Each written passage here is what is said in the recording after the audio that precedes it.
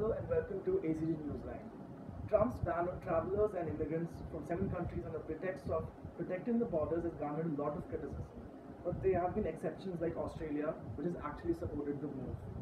To know the reaction, the Middle East has reacted the most. Ashmita, tell me about it.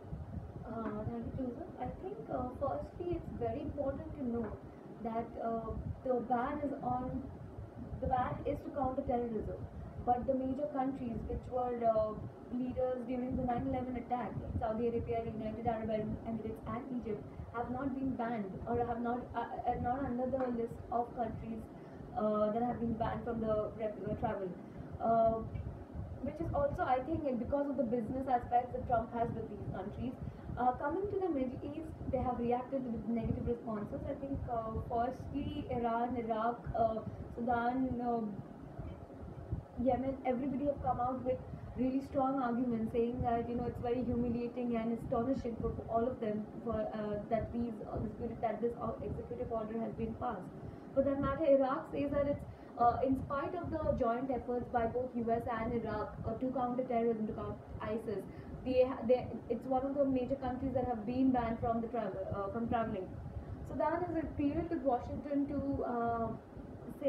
remove itself from the list of countries that sponsor terrorism. So I think, and also other Muslim majority countries like Pakistan says that Muslims suffer most because of terrorism. So it's unfair to ban Muslim majority countries particularly to counter terrorism. And has come out and said that they can welcome they can welcome refugees in their countries. Yeah, talking about Pakistan, there's been albeit sarcastic remark by Imran Khan who said that this will actually reduce the brain drain from the country.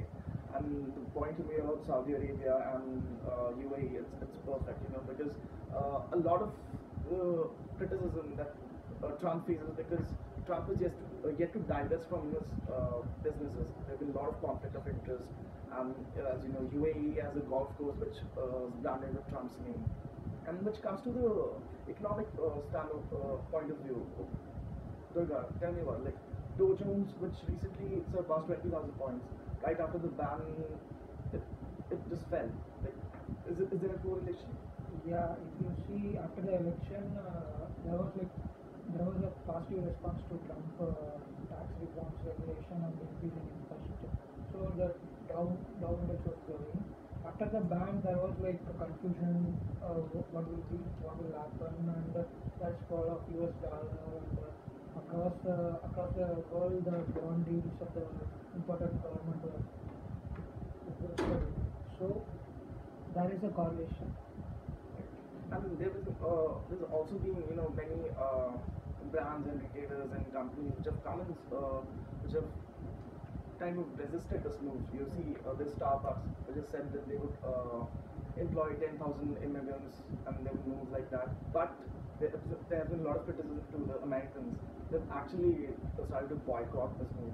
And also, a lot of world leaders have come out and said and put their points forward. Ashmita. Yes, I think just today morning, his first press release after Obama left his office came where his spokesperson says that he still disagrees with discrimination between people on the basis of faith or religion. And also, British Prime Minister Theresa May, after her first meeting with Donald Trump as president, was forced by her MPs to condemn the travel ban. I think near a home to US, Canada, their prime minister have come out and said that uh, they have not particularly mentioned Trump's name, but they've said that anybody who is fleeing persecution, war, or terrorism are welcome in the country. So it's interesting to note how world leaders are reacting to this, and I hope there's a better future and a brighter future after at least after these 90 days of this temporary travel ban. So, to conclude this, how do you see this out? How do you see the next 90 days? How will the world react?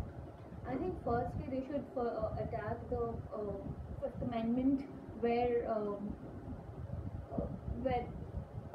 I'm sorry, the First Amendment, where you cannot distinguish between people on the basis of Christians and Muslims, because I think Trump has said that their preferences will be given to Christians more than Muslims. So I think it's not justified to do that, given US being one of the major world leaders right now.